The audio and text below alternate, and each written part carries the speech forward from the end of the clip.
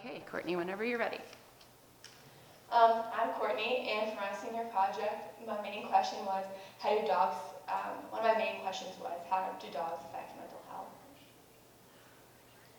Research shows that when we pet a dog, not only is the feel-good chemical oxytocin released, but our levels of the stress hormone cortisol dips, which proves my main message of when a dog is in your life, there's always a reason to smile.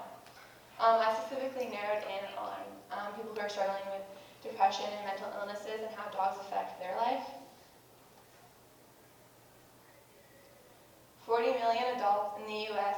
struggle alone with either depression, anxiety, or related mental illnesses. Psychiatrists and therapists are starting to lean towards recommending their patients to get dogs or train their dogs into therapy dogs because there are many different benefits of owning dogs.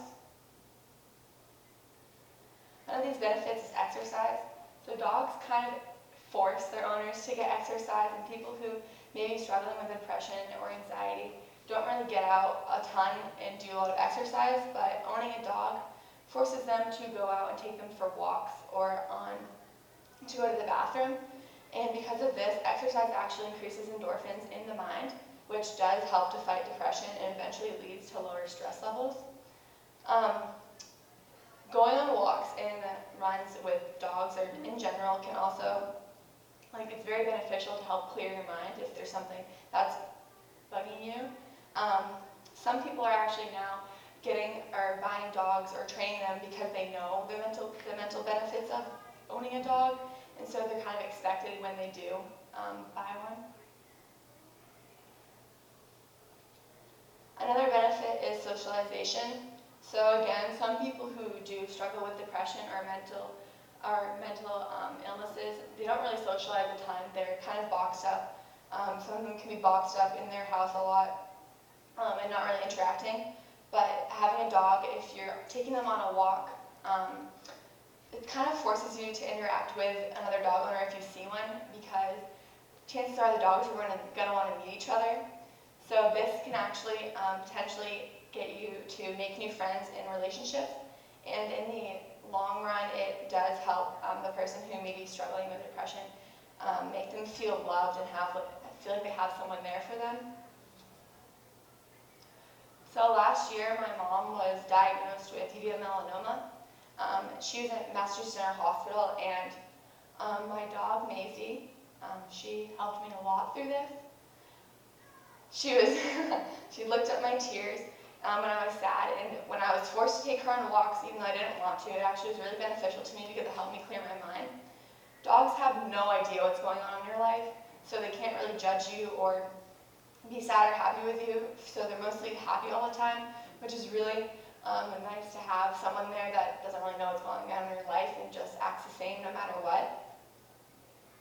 So because of this, I wanted to show people the benefit of what dogs can do to other people. And I did a dog fun run. So I did a dog fun run, and it probably took me about 30 plus hours to just prepare for my run. And I made dog goodie bags, little thank you notes, a donation jar.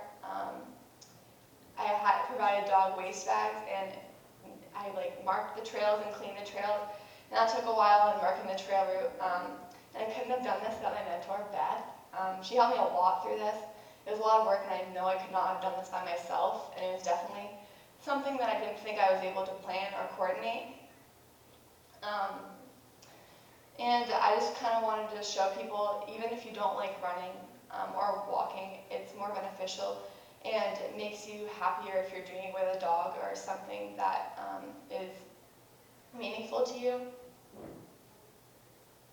So on the day of the event, I had about 35 people who came. I did have more people who registered online, but I knew some people weren't going to be able to make it. It was 100 degrees that day, and it was in July. It was the hottest day of the summer, and so which did kind of discourage people from coming or bringing their dogs. But I still was happy with the turnout. I didn't really advertise that I marked the trails all in the woods, other than a small strip, to prevent dogs from burning their paws because it was so hot, because I had known it was going to be hot. And I also provided water for the runners and walkers after the race in a cooler, stay cold, and I also had dog bowls set up around the trails to make sure the dogs stay hydrated. After the race was done, I did ask some people, the first 10 people, for some feedback. I had some surveys, and I asked them how their mood was before the run, how their mood was after the run, what factors influenced their mood and emotions. And a lot of them said the heat was very draining, but they did overall enjoy the dog-friendly environment and had a really fun time. I did make shirts, and they have a dog on them and say "Fun Run." And on the back it says "K Strong" in honor of my mom, and the green represents the type of cancer she was battling. So in the end, I did make $875, which includes all of the other costs from the shirts and the supplies subtracted from this. I donated this money to Massachusetts General Hospital in Boston for thanking them for all the support that they gave to me and my family, and being able to talk to someone who had a similar experience.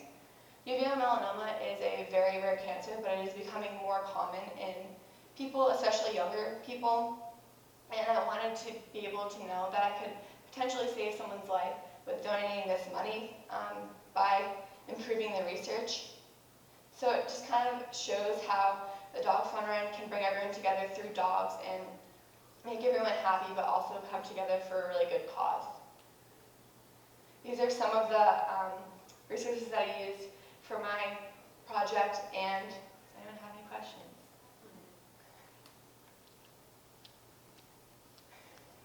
No. Nice job, Courtney.